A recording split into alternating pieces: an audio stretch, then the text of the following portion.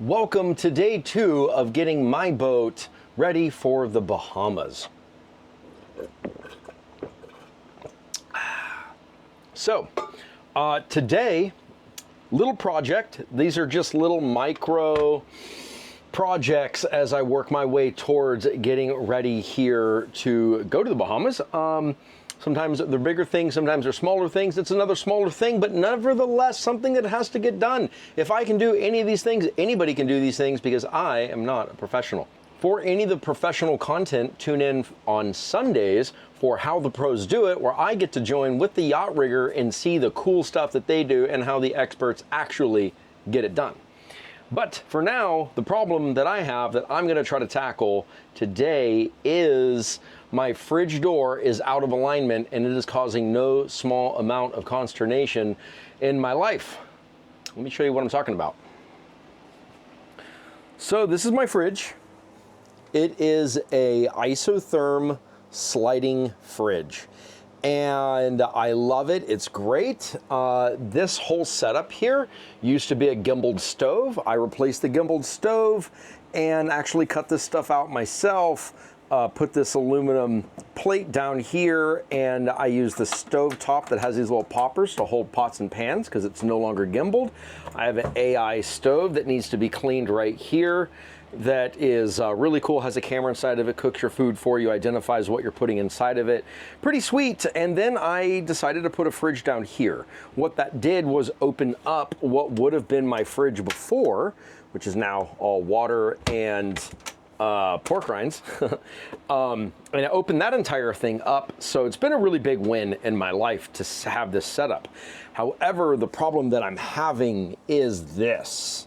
So I don't know if you can see that, but see how that bottom is kicked out that far? And then the top is here. So that's the sliding fridge, as it were. And it's completely messing up. I mean, it's venting out a lot of atmosphere in the fridge. And so it should be kind of right out in there, but instead it's a lot warmer than it should be. And when I go to shut it, watch, the top will shut and the bottom, ow, my arm. The bottom stays pokey outy.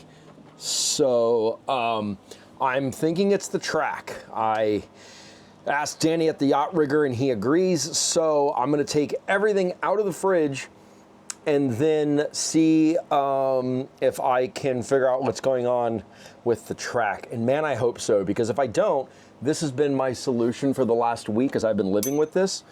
I'm using a Korean chopstick. So they're the metal ones, and my Korean chopstick basically, see, so that's pressed in, so it's shut. The bottom is kicking out. So I've been pushing this in like that, so my chopstick holds this seal a little bit tighter, so I'm not losing all of my air.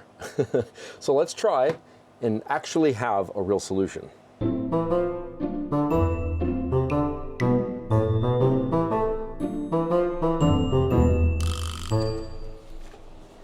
Woohoo!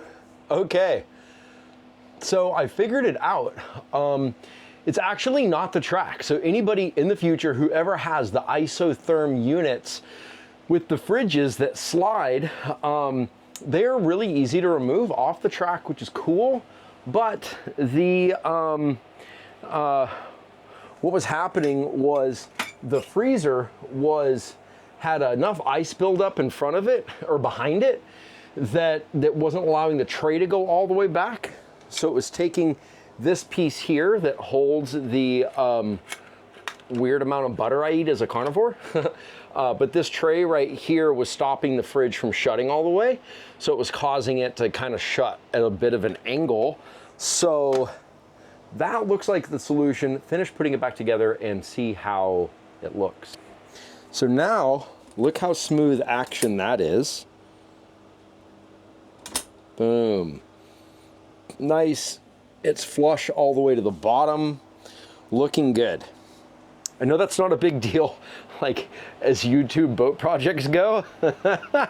It's a little silly in its simplicity. But if you're new to living on a boat like I am, you have to celebrate these small wins, even if they make you feel kind of stupid, because you know, I wasn't born with fridge fixing skills, right? So this is all about learning to live on a boat and build up these small skills so that I can continue to work my way towards doing bigger things. Speaking of bigger things, this is probably one of the biggest things in my life that is like a concession that I've had to make living on a boat, especially here in Florida, is this is Mr. Freezy. Mr. Freezy has really taken care of me. Last summer, I was going to die in this boat, and Mr. Freezy has been taking care of business. I'm sorry, Mr. Freezy, close your ears, but he is ugly. Taking up an entire section of my saloon, making the entire boat have a pretty ghetto feel to it, you know, like it's not, you know, it is what it is, but it keeps me alive.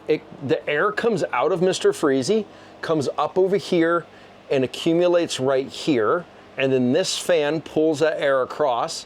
This fan continues to pull that air across, and then it pulls the air down into here as good as it can, and then into my cabin, which it does the best that it can. But it basically runs like low 80s in here, and it's not even really full on summer yet. So that's a little rough.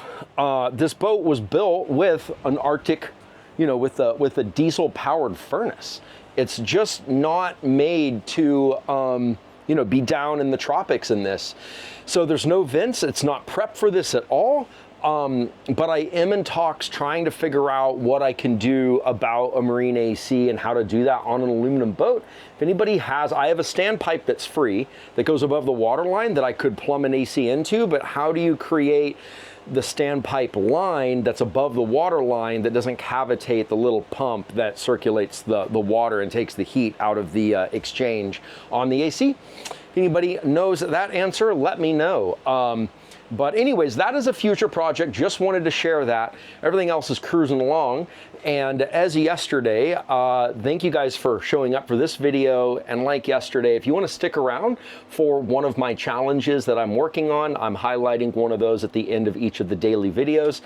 So the challenge today is me continuing to do my running. So I am going to go and do exactly that. I am going to learn to love running. I'm going to head out now, get that done, and see you guys in the next video. This is all very new to me.